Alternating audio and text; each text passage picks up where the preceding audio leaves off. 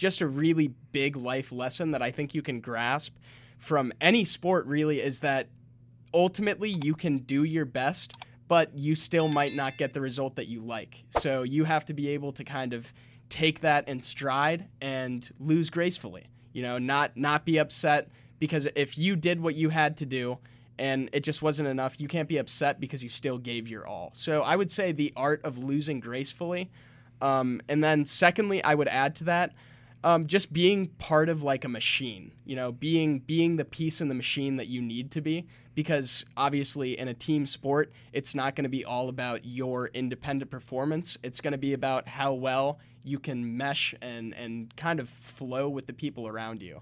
So I think being a part of a machine, a small piece that makes all the cogs spin, I think that's a huge part too. I think that the team chemistry doesn't even necessarily come from the amount of time you spend off the field. It really does depend on how much time you play with each other, because otherwise you're not going to know what someone's strong suit is, you know, what their weaknesses are. And at the end of the day, the way that you're going to win is by feeding into what they're good at and what they're bad at, because you don't want to put them in a scenario where their weakness is going to be exploited. You definitely just want to encourage their strengths. Right. Competitively, I'm not only, it's not only a sports thing, it really is like a life thing.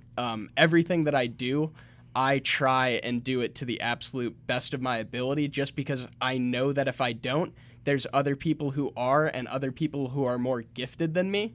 And if I'm not going to go 100%, I'm going to get passed up. And obviously, like, you know, in the game of life, I'm too competitive to want to be passed up. One of the things I was going to include you on this because I think this is a good point, because you and I have talked about this before on our podcast, where we've talked about competitiveness, especially in the context of having brothers. And when you and I were talking about it, we talked about it in the aspect of how you have a brother and you become competitive not necessarily to become better than your brother, but you become competitive to lift your brother up with you, right? Like you attain the same type of standards. And I think that this is something that is really lost in today's society when they view competitiveness is this very lonesome, alone thing where you're trying to just be better than everyone else.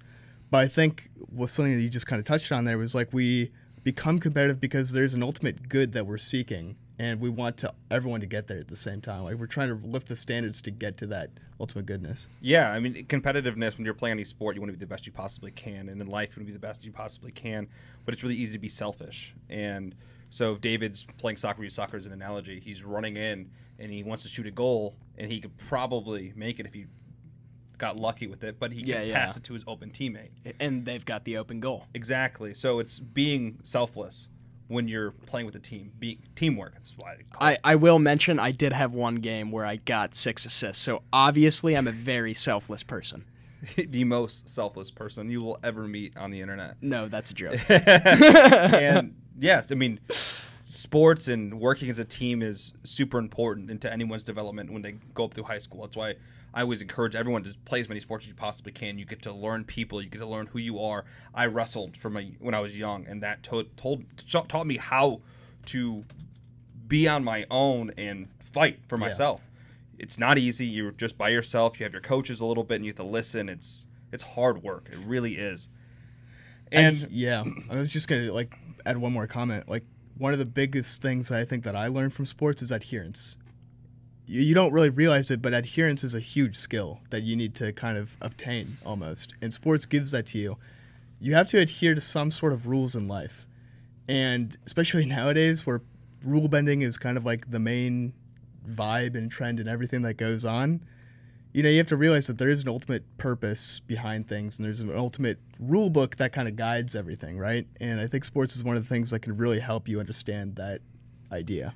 And I think one more thing, just to tag on to adherence, that ultimately, when you tie that into things, that also leads into your ability to gain accountability. Like, I know that when I played basketball, I had a coach who every time we made a mistake on the court said, clap your hands, And if you do something good, clap twice. So you give yourself accountability. You remind yourself of the things that you're doing wrong. And if someone brings them up, well, you already know that it's there, so you know that they're right, and you can then learn from what they have to say. I think that kind of speaks levels to the types of criticism that people are able to take on and grow from, because ultimately at the end of the day, if you can't be accountable, you're not going to be able to grow.